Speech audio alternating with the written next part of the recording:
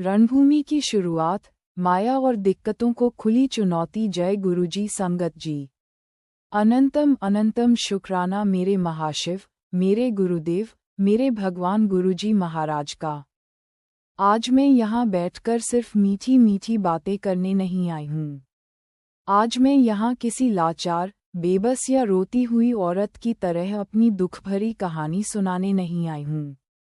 आज ये सत्संग एक जंग है, एक ऐसी जंग जो मैं, मेरे गुरुजी के नाम का ब्रह्मास्त्र लेकर, इस संसार की हर एक नकारात्मक शक्ति, हर एक बीमारी, हर एक मुसीबत और उस कपटी माया के खिलाफ लड़ने आई हूँ जिसने सदियों से हम इंसानों को डराकर, दबाकर और गुलाम बनाकर रखा है। सुन ले ओ ये दुनिया की झूठी माया, सुन ले ओ ये मेरे मन के भीतर छिपकर बैठे क्रोध, लोभ और अहंकार के राक्षसों, और सुन लो उन लोगों जो पीठ पीछे साजिशें रचते हो। आज मैं कुरुक्षेत्र के मैदान की तरह गुरुजी के इस पवित्र दरबार में खड़ी हूँ। आज मैं तुम्हें खुलेआम ललकारती हूँ, आओ, सामने आओ। जितने तीर चलाने हैं चलाओ, जितनी चालें चलनी हैं चलो। आज देखती हूँ कि तुम्हारी नकारात्मकता में कितना दम है और मेरे गुरुजी के महामंत्र और उनकी ओट में कितनी ताकत है। संगत जी, हम लोग कौन हैं? हम उस महाकाल के बच्चे हैं जिन्होंने काल के मुंह से भी अपने भक्तों को खींच निकाला है। फिर हम इन छोटी मोटी तकलीफ़ों से, इन बीमारियों की रिपोर्टों से, इन रिश्तेदारों के तानों से और इस दुनिया के पाखंडों से डरकर क्यों दुबक जाते हैं? क्यों हम रोते हैं कि हाय रब्बा, मेरे साथ ऐसा क्यों हुआ? रोएगा वो जिसका कोई सहारा नहीं है, रोएगी वो माया जिसको आज मेरे गुरुजी के शब्द भस्म करने वाले हैं। हम क्यों रोएं? हमारी पीठ पर तो साक्षात ब्रह्मांड के रचयिता, डुगरी वाले राजा, मेरे गुरुजी महाराज का हाथ है।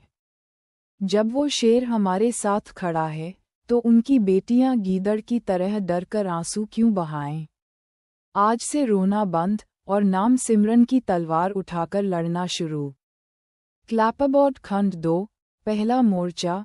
बीमारी और मौत के दूतों से सीधी टक्कर सालों पुरानी बात नहीं बता रही, अभी कुछ समय पहले की बात है। इस माया ने, इस काल ने मेरे शरीर पर हमला किया।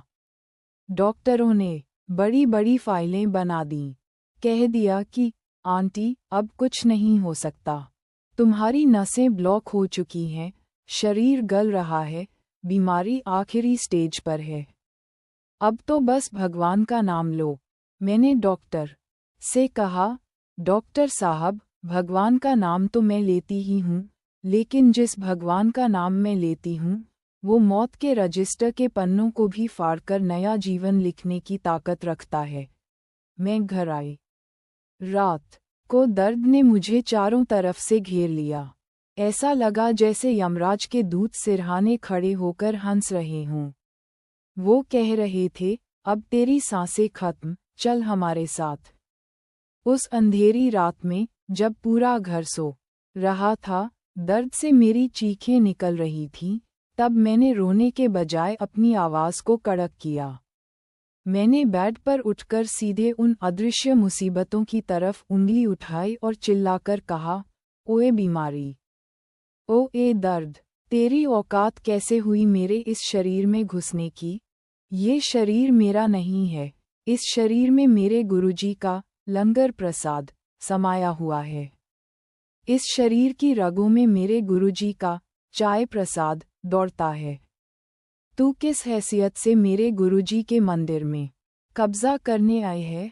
अगर तुझमें दम है तो रोक कर दिखा मेरी सांसों को। मैं अभी इसी वक्त गुरुजी का मंत्र जाप शुरू कर रही हूँ। अगर तू सच्ची है तो मुझे मार के दिखा, और अगर मेरे गुरुजी का नाम सच्चा है तो आज तुझे इसी वक्त जलकर भस्म होना पड़ेगा। संगत जी, मैंने अपनी आंखें बंद की और पूरी ताकत से, गुस्से और गुस्से से भरे विश्वास के साथ चिल्ला चिल्लाकर महामंत्र का जाप शुरू कर दिया। मैंने एक बार नहीं, 2 बार नहीं, लगातार 3 घंटे तक उस दर्द के सामने बैठकर यह मंत्र ऐसे पढ़ा जैसे कोई योद्धा बॉर्डर पर मशीनगन चला रहा हो। एक एक मंत्र का शब्द उस बीमारी की छाती पर गोली की तरह लग रहा था। और जानते हो क्या हुआ? सुबह के 4 बजे मुझे अचानक ऐसा महसूस हुआ जैसे किसी ने मेरे सीने में हाथ डालकर उस काले दर्द को खींचकर बाहर फेंक दिया हो। पूरे कमरे में दिव्य गुलाबों की खुशबू, रोज फ्रेग्रेंस, फैल गई। वो खुशबू इस बात का सबूत थी कि मेरी उस कड़क आवाज़ को सुनकर, मेरी ललकार को सुनकर मेरे गुरुजी खुद दौड़े चले आए थे। उन्होंने यमराज के दूतों को लात मारकर बाहर भगाया और अपनी बेटी को गले से लगा लिया। अगले दिन जब मैं डॉक्टर के पास गई, डॉक्टर ने दोबारा टेस्ट किया। वो अपनी ऐनक उतारकर बार-बार रिपोर्ट देख रहा था, माथा खुजला रहा था। मैंने पूछा, क्या हुआ डॉक्टर साहब? यमराज वापस चले गए क्या? डॉक्टर बोला, आंटी, ये चमत्कार है। मेडिकल साइंस में इसका कोई जवाब नहीं है। आपकी बीमारी का नामोनिशान मिट चुका है। मैंने डॉक्टर की टेबल पर हाथ मारकर कहा, यह मेडिकल साइंस के बस की बात थी ही नहीं डॉक्टर साहब।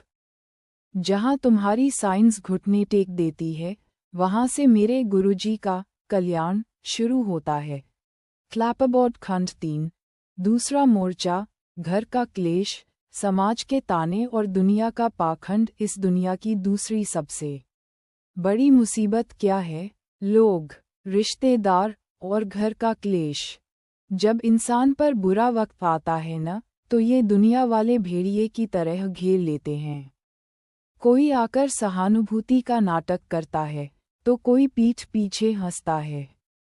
लोग कहते हैं, अरे, इसके कर्म ही खराब होंगे, तभी तो इसका बेटा ऐसा निकल गया, तभी तो इसके घर में कंगाली आ गई, तभी तो इसका पति इसकी सुनता नहीं। ऐसी बातें सुनकर अक्सर औरतें कमरे में बंद होकर रोती हैं, तकिए में मुंह छिपाकर आंसू बहाती हैं। पर मैं कहती हूँ, क्यों? किस लिए रोना? इन 4 दिन के लोगों के लिए, जो कल तुम्हारे मरने पर 4 दिन अफसोस करेंगे और 5वें दिन भूल जाएंगे। मेरे घर में भी एक वक्त ऐसा आया था जब चारों तरफ से रास्ते बंद थे। कंगाली का ऐसा तांडव था कि जेब में 1 रुपया नहीं था। रिश्तेदार फ़ोन उठाना बंद कर चुके थे। पड़ोस की औरतें मुझे देखकर रास्ता बदल लेती थीं कि कहीं ये हमसे पैसे न मांग ले। ताने मारते थे लोग कि बड़ी गुरु वाली बनती है, अब कहाँ हैं तेरे गुरुजी? बुला न अपने भगवान को। एक दिन मेरा सब्र का बांध टूट गया। मैंने गुरुजी के स्वरूप के सामने खड़ी होकर रोना शुरू नहीं किया। मैंने अपनी कमर पर पल्लू बांधा, आंखों में गुस्सा भरा और गुरुजी से कहा, गुरुजी, आज परीक्षा आपकी बेटी की नहीं, आज परीक्षा आपकी है।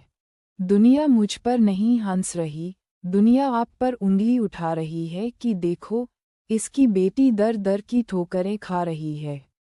आज मैं इस दुनिया के सामने घुटने नहीं टेकूंगी। आज मैं इनके तानों का जवाब अपनी ज़बान से नहीं, आपके दिए हुए ऐश्वर्य और बरकत से दूंगी। उसके बाद संगत जी, मैंने उन ताने मारने वाले लोगों के मुंह पर अपनी खामोशी और अपने कर्मों का ऐसा तमाचा मारा जिसकी गूंज आज भी उनके कानों में होगी। मैंने लोगों की मिन्नतें करना छोड़ दिया। मैंने उनके आगे हाथ फैलाना बंद कर दिया। कोई मुझसे कहता कि तेरा क्या होगा, तो मैं कड़क कर जवाब देती, मेरा जो होगा वो मेरा मालिक देख रहा है। तू अपनी फिक्र कर, क्योंकि जब मेरा वक्त बदलेगा तो तुझे अपनी आंखों पर चश्मा लगाना पड़ेगा मेरी तरक्की देखने के लिए। और मेरे गुरुजी महाराज ने वो कर दिखाया। रातों रात ऐसे रास्ते खुले, व्यापार में ऐसी बरकत हुई, घर में ऐसा धन धान्य आया कि जो लोग कल तक रास्ता बदल लेते थे, आज वो हमारे घर के बाहर अपॉइंटमेंट लेकर खड़े होते हैं। मैं आज उन सभी लोगों को, जो दूसरों को कमज़ोर समझते हैं, इस मंच से कहना चाहती हूँ, सुन लो। किसी भी गुरु के भक्त को कमज़ोर समझने की भूल मत करना। हम सीधे हैं, सरल हैं, इसका मतलब यह नहीं कि हम लड़ना नहीं जानते।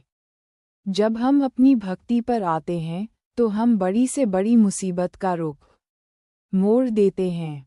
क्लैपरबोर्ड खंड 4, तीसरा मोर्चा, भूत प्रेत, जादू टोना और नजरदोष का खात्मा आजकल एक और बहुत बड़ा ढोंग चल रहा है समाज में। अरे, किसी ने तुम्हारे घर पर कुछ कर दिया है, तुम्हारे ऊपर किसी की बुरी नज़र है, किसी ने नींबू मिर्ची फेंक दी है, तांत्रिक ने बंधन बांध दिया है। और हमारी भोली भाली संगत, विशेषकर महिलाएं, डर के मारे कांपने लगती हैं, बाबाओं के चक्कर काटने लगती हैं, तागे ताबीज बांधने लगती हैं, हजारों रुपए बर्बाद कर देती हैं। मैं आज कड़क आवाज में पूछती हूँ, तुम किस मिट्टी की बनी हो? तुम्हारे घर में साक्षात शिव रूप गुरुजी का स्वरूप विराजमान है। जिस घर के मुख्य द्वार पर गुरुजी का चरण स्वरूप या ओम का चिन्ह लगा हो, उस घर की तरफ देखने की औकात किसी भूत प्रेत या जादू टोने की हो सकती है। मेरे घर के बाहर भी एक बार किसी जलने वाले ने किसी तथाकथित तांत्रिक से कुछ करवाकर काली दाल और टोटके का सामान फेंक दिया। सुबह सुबह जब मैंने दरवाज़ा खोला तो मेरी कामवाली डर के मारे चीख पड़ी, कहने लगी, अरे आंटी जी, कदम पीछे हटा लो, किसी ने जादू टोना कर दिया है। अब तो घर तबाह हो जाएगा, बीमारी आ जाएगी। मैंने उस कामवाली को डांटा। मैंने कहा, चुप कर, कौन सा जादू टोना? किसकी मजाल है जो मेरे गुरुजी के पहरे के होते हुए मेरे घर में पैर भी रख सके? मैंने बिना डरे, बिना किसी पंडित को बुलाए, सीधे उस टोटके के सामान के सामने खड़ी हो गई। मैंने लात मारकर उस सामान को परे फेंका और जोर से चिल्लाई, ओए ओछे तांत्रिकों और बुरी नज़र वालों! तुम्हारी इस काली विद्या को आज मैं अपने गुरुजी के चरणों की धूल बनाकर अपने पैरों के नीचे कुचलती हूँ। तुम्हारे तंत्र मंत्र की ताकत वहीं खत्म हो जाती है जहाँ मेरे गुरुजी के नाम का पहला अक्षर शुरू होता है। अगर तुम्हारी इस विद्या में दम है तो करके दिखाओ मेरा कुछ अनिष्ट। मैं इस सामान को नांग कर जा रही हूँ। मेरे गुरुजी मेरे आगे खड़े हैं और महामाई मेरे पीछे खड़ी है। जो टकराएगा वो चूर चूर हो जाएगा। संगत जी, मैंने गुरुजी का जयकारा लगाया, जो बोले सो निहाल। सत श्री अकाल, जय गुरुजी महाराज की। और मैंने उस मटके को, उस काली दाल को पैरों से कुचलकर कूड़ेदान में फेंक दिया। लोग डर रहे थे कि अब अनर्थ होगा, पर जानते हो क्या हुआ? अनर्थ हमारे घर नहीं हुआ। जिसने वो करवाया था, उसके अपने घर में ऐसी मुसीबतें आईं कि उसे खुद आकर मेरे पैरों में गिरना पड़ा और माफ़ी मांगनी पड़ी कि आंटी जी, मुझसे गलती हो गई, मुझे माफ़ कर दो, तुम्हारे गुरुजी बहुत शक्तिशाली हैं। मैंने उससे कहा, मेरे गुरुजी शक्तिशाली नहीं हैं, मेरे गुरुजी ही सर्वशक्तिमान हैं। वो इस ब्रह्मांड के मालिक हैं। आगे से अगर मेरे घर की तरफ आंख उठाकर भी देखा तो तीसरी आंख खुल जाएगी मेरे मालिक की, फिर संभलने का मौका भी नहीं मिलेगा। क्लैपरबोर्ड खंड 5, चौथा मोर्चा, मन के विकारों, अहंकार, काम, लोभ से आंतरिक युद्ध। संगत जी, बाहर के दुश्मनों से तो हम लड़ लेते हैं, उन्हें ललकार लेते हैं, लेकिन उस दुश्मन का क्या करें जो हमारे अंदर बैठा है? हमारा अपना मन। यह मन बड़ा कमीना है। यह मन हमें हर पल भटकाता है। सत्संग में बैठे होंगे पर मन कहाँ घूम रहा होगा? अरे, रसोई में दूध तो बंद कर दिया था ना? अरे, उसने मुझे वो बात क्यों कही? अरे, आज लंगर में क्या बना होगा?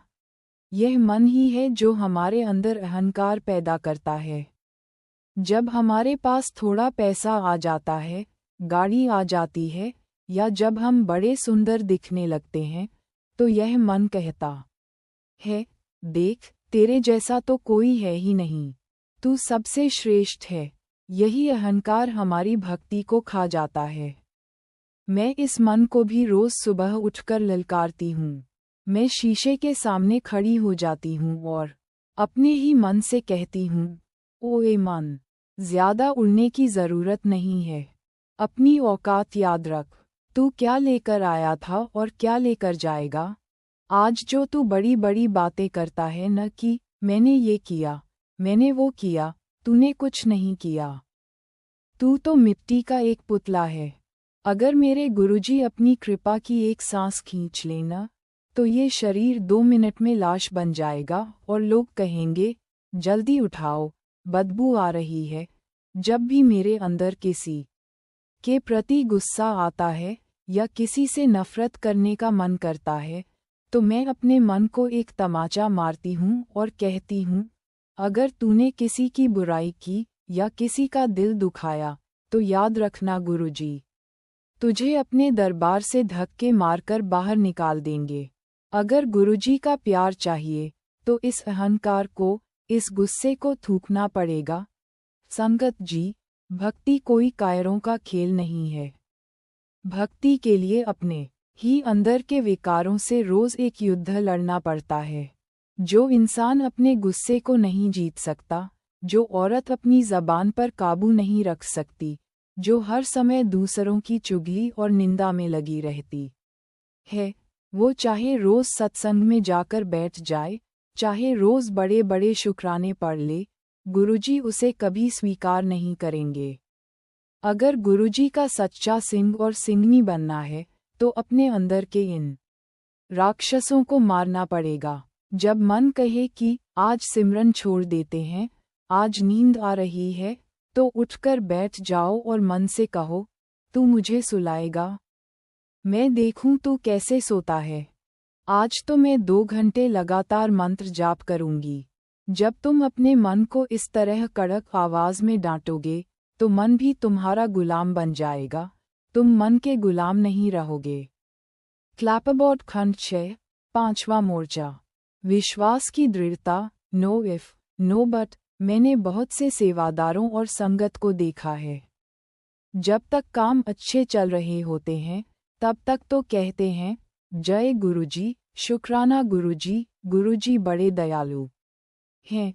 लेकिन जैसे ही कोई छोटी सी मुसीबत आती है, जैसे ही व्यापार में थोड़ा घाटा होता है या बच्चे का एग्जाम खराब होता है, उनके सुर बदल जाते हैं। वो कहने लगते हैं, पता नहीं, हम तो इतनी सेवा करते हैं, फिर भी गुरुजी हमारी नहीं सुन रहे। लगता है गुरुजी हमसे नाराज हैं।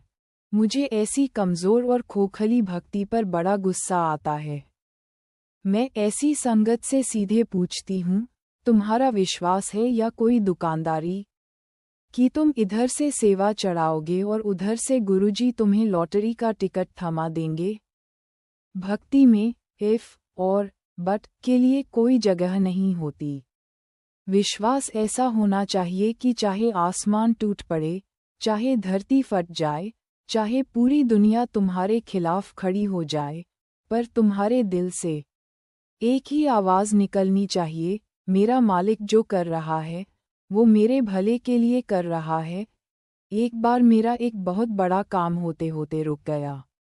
मुझे बहुत बड़ा आर्थिक नुकसान हुआ। मेरे पास जो कुछ था, सब चला गया। कुछ लोग मेरे पास आए और बोले, आंटी, तुम तो दिन रात गुरुजी गुरुजी करती हो, फिर तुम्हारा इतना बड़ा नुकसान कैसे हो गया? तुम्हारे गुरुजी ने बचाया क्यों नहीं?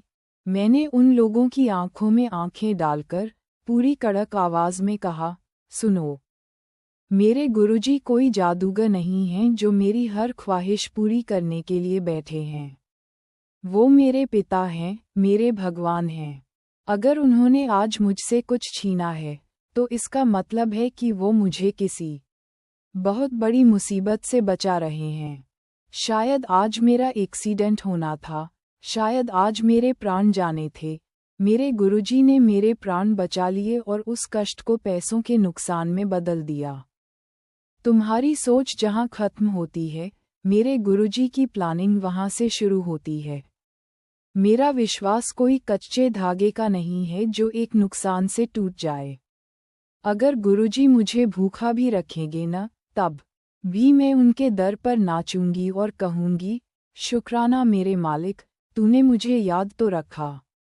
ये होती है कड़क भक्ति। जब तुम ऐसा चट्टान जैसा विश्वास दिखाते हो न, तो गुरुजी भी मजबूर हो जाते हैं।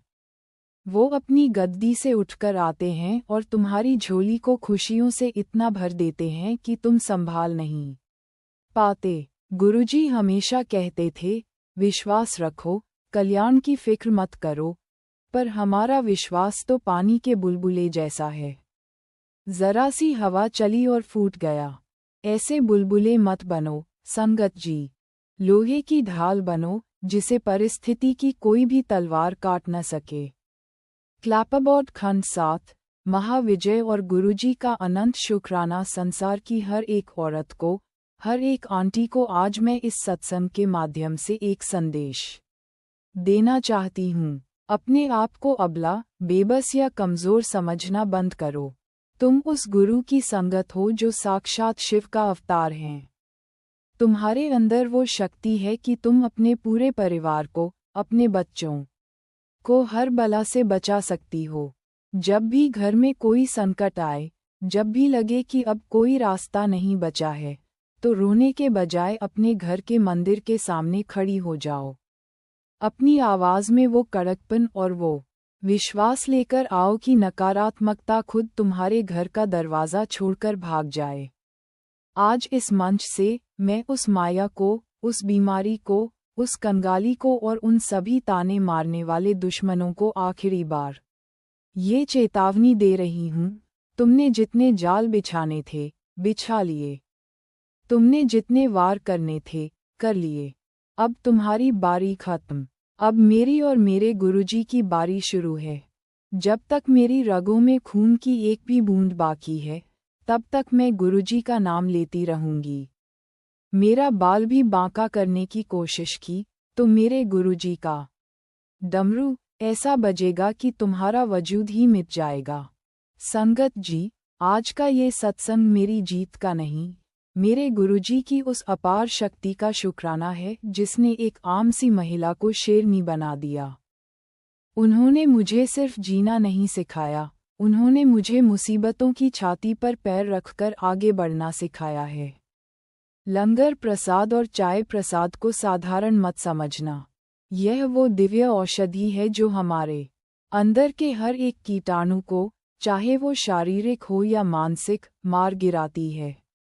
जब भी लंगर खाओ, पूरे मान और सत्कार से खाओ और मन में यह विश्वास रखो कि हर एक निवाले के साथ गुरुजी की ब्लेसिंग्स तुम्हारे अंदर जा रही हैं। आइए, अब समय आ गया है कि हम सब मिलकर एक ऐसी गूंज पैदा करें, एक ऐसा जयकारा लगाएं कि इस ब्रह्मांड का कोना कोना जय गुरुजी के नाम से गूंज उठे और जितनी भी बुरी शक्तियाँ, बुरी नज़रें या बीमारियां हमारे आसपास भटक रही हैं, वो इस आवाज़ की गड़गड़ाहट से डरकर पाताल लोक में समा जाएं। पूरी ताकत से अपनी छाती से आवाज़ निकालकर एक सुर में बोलिए, बोलिए, जय गुरुजी, धन धन गुरुजी, अनंतम अनंतम शुक्राना गुरुजी, कल्याण करो मेरे मालिक, हमेशा अंग संग रहो गुरुजी। फोल्डेड हैंड्स, जय गुरुजी महाराज जी। Folded hands.